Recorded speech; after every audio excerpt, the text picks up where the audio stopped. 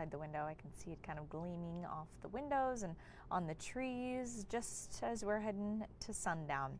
So not a bad day. We did start off with soggy weather. Coverage was pretty high, and we do at this time have some spotty showers around for some of you. Heading into the work week, it's getting colder, it's getting wetter, and it's getting windier.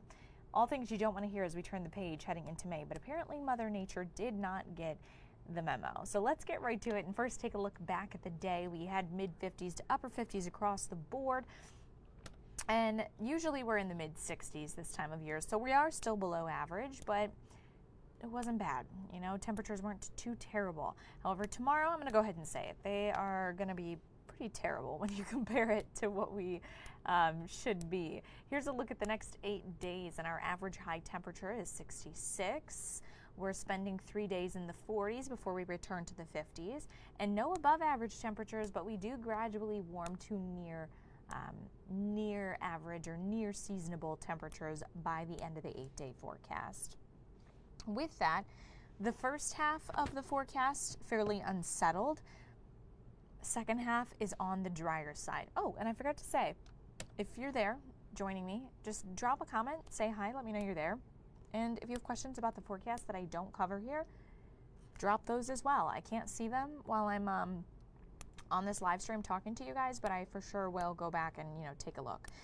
Here's a look at how much rain we've had in the last 24 hours. If you joined us yesterday evening, you saw the band of moderate rain showers in the west. It didn't put down a lot. I mentioned that these showers today would probably put us at 1/4 of an inch broad brushing it, and we saw anywhere from 1/10 of an inch to 1/2 an inch in some spots. Additionally, tonight into tomorrow night, so tonight through Monday night, we're only going to pick up probably 1/4 of an inch of rain. So the rain showers that are rolling in right now are going to be on the light side. The two bigger kind of issues are, I think, going to be the colder air and also the windy conditions, making it feel even colder. And it's all thanks to this stalled low that you see right here. It was hanging out over Wisconsin yesterday. It's barely moved into Michigan today.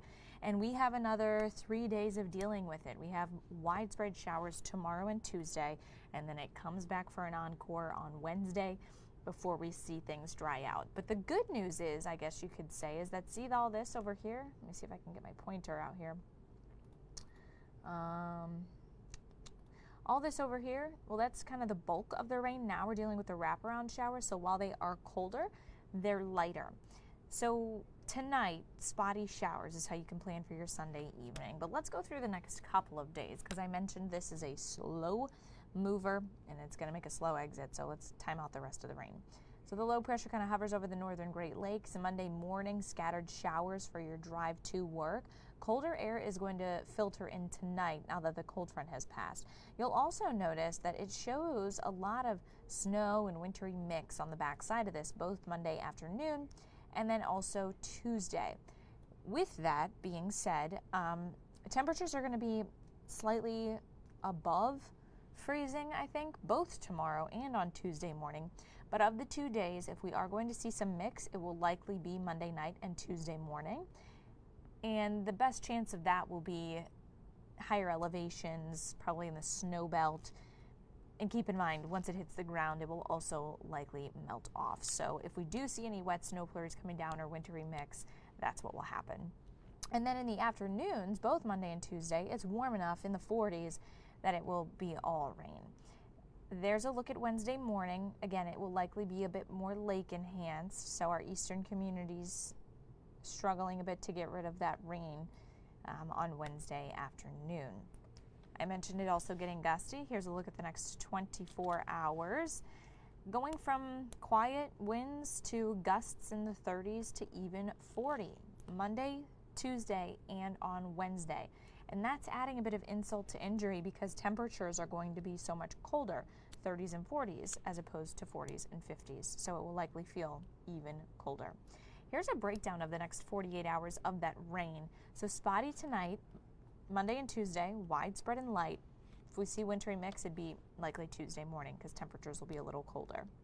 Here's a look at our precipitation futurecast.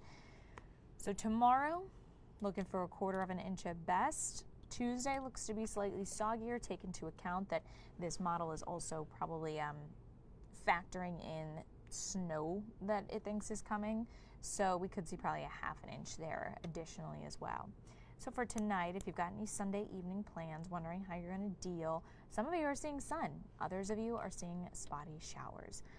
As for that 8-day forecast, the light at the end of the tunnel, literally. May starts tomorrow. We've got cool, windy conditions. Fairly widespread showers at some point in the day, both Monday and Tuesday. We will see breaks in the rain. That doesn't mean a complete washout of a day, but it will be widespread at times. Pretty cold Tuesday morning, mid-30s, low 30s. Rain starts to taper on Wednesday. Finally, Thursday, we get some drier skies, just an isolated shower hanging around still, and then a very gradual warm up to the mid-60s by Sunday. And we'll stay there with some sunshine, and that sunshine is going to feel very nice, I have to add. As far as longer range, I know we're all hoping to see signs of summer, or at least, late spring would be nice. Middle of the month, models are kind of back and forth between mid-60s and low 70s, so the gradual warming is there. It might just not be as fast as we would like. So again, if you guys have questions about the forecast that I didn't touch on here, drop a comment. And also tonight at 10, we will be back on air. You can always head over to fox8.com too. The breakdown of the forecast discussion is there as well. So I hope you all have a quiet close to your weekend and hope you start your work week off right. Take care.